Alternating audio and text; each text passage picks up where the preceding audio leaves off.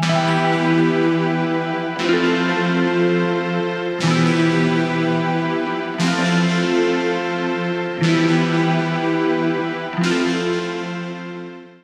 est dit dans le manifeste universel d'Emmaüs que notre but est d'agir pour que chaque homme, chaque société, chaque nation puisse vivre, s'affirmer et s'accomplir dans l'échange et le partage, ainsi que dans la dignité. Nous vivons en ce début du XXIe siècle une crise politique, économique, sociale et environnementale. Ses effets sur les populations les plus fragiles sont insupportables et intolérables. Le 1er février 1954, alors que la nation se relevait à peine de la guerre, l'abbé Pierre a lancé un appel.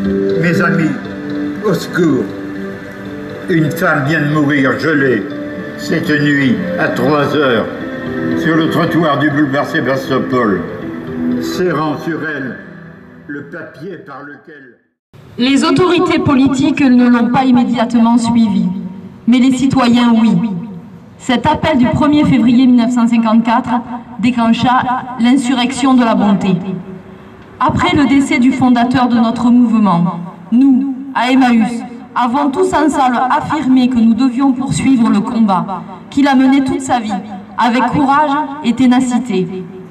Nous, compagnons, amis, bénévoles, salariés d'Emmaüs, continuons de partager avec l'abbé son indignation face aux injustices et à la misère.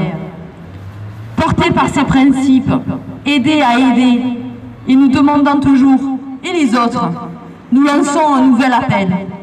Ce que certains voient comme une utopie a pourtant fait ses preuves à travers le monde.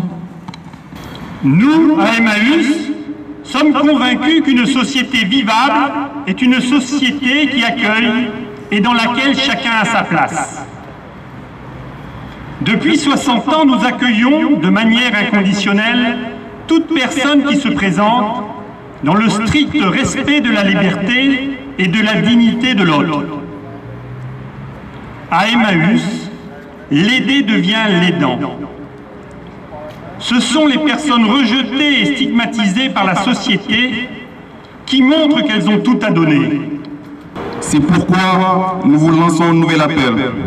Plus nous serons nombreux à inventer ensemble des solutions alternatives, plus nous pourrons continuer à faire reculer non seulement les conséquences, mais aussi les causes de la pauvreté.